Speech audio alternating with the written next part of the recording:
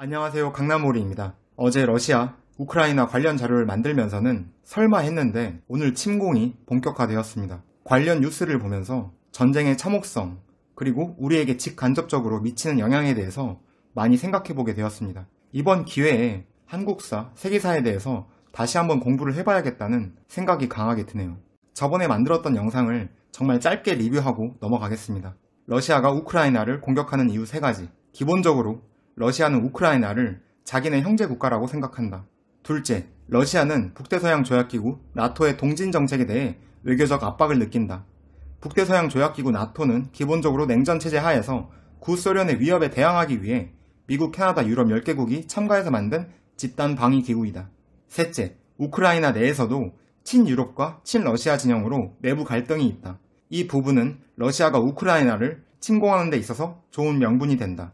지금 문제가 되고 있는 우크라이나의 동부 돈바스 지역을 나타내는 지도입니다. 도네츠크 인민공화국과 루간스크 인민공화국은 친러시아 분리주의 반군 세력이 세웠습니다. 러시아는 이들 공화국을 하나의 독립된 정부로 지지하고 이를 명분 삼아서 우크라이나를 침공했죠. 오른쪽 표는 돈바스 지역의 도네츠크, 루간스크가 어떤 상황인지 나타내주는 자료입니다. 러시아인이 30%를 차지합니다. 심지어 사용되는 화폐도 러시아의 루블이고 사용하는 언어도 러시아어라고 하네요. 유엔은 이들 공화국의 독립을 인정하지 않았지만 러시아가 이들을 도와준다는 명분으로 우크라이나를 침공하니까 다른 국가들이 개입하기 애매한 상황인가 봅니다. 2월 24일 푸틴의 연설이 있었죠.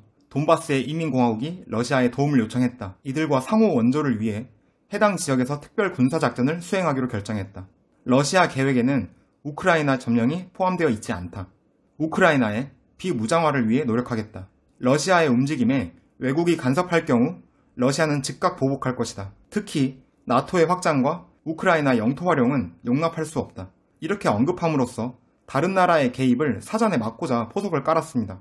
그리고 이어지는 CNN의 보도가 있었습니다. 우크라이나 수도 키예프에서 미사일 공격으로 수차례 폭음이 발생. 트위터에 공유되고 있는 키예프 관련 영상인데 잠깐 보시죠.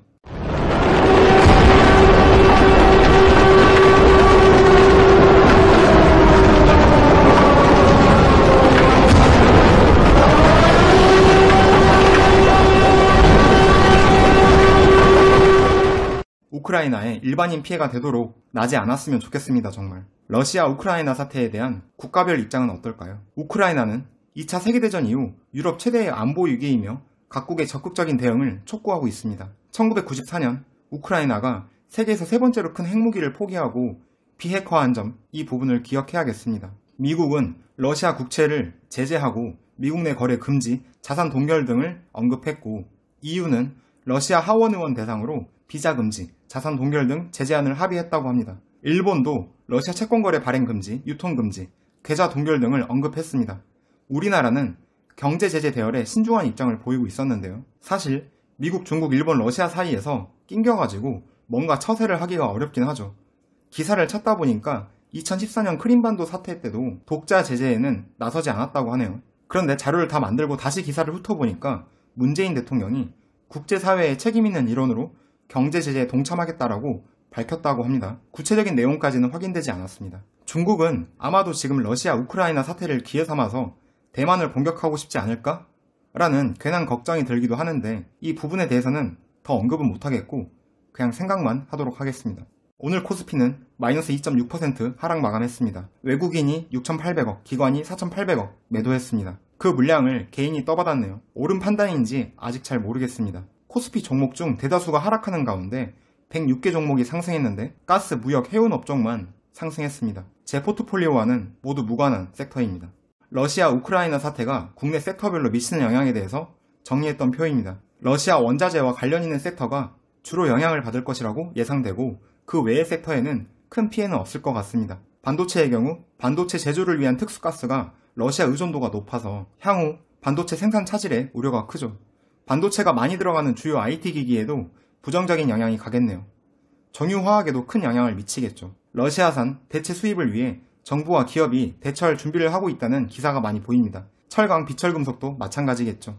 그 외의 업종은 크게 영향은 없을 것 같습니다만 그렇다고 코스피가 흔들리는 마당에 개별 종목이 무사하지는 못할 것 같습니다. 전반적으로 암울했던 하루입니다. 우크라이나 국민들이 얼마나 힘들까 걱정되면서도 동시에 제 주식계좌 손실을 보며 어떻게든 전쟁이 빨리 마무리되길 바란다는 생각이 들자 내가 지금 무슨 생각하고 있는 건가 싶기도 했습니다. 아무쪼록 일반인 피해가 최소화되었으면 하는 마음이 큽니다. 오늘 준비한 자료는 여기까지입니다. 영상과 관련된 생각을 편하게 댓글로 공유해주세요. 구독과 좋아요는 자료 정리할 때 정말 큰 힘이 됩니다. 끝까지 시청해주셔서 감사합니다.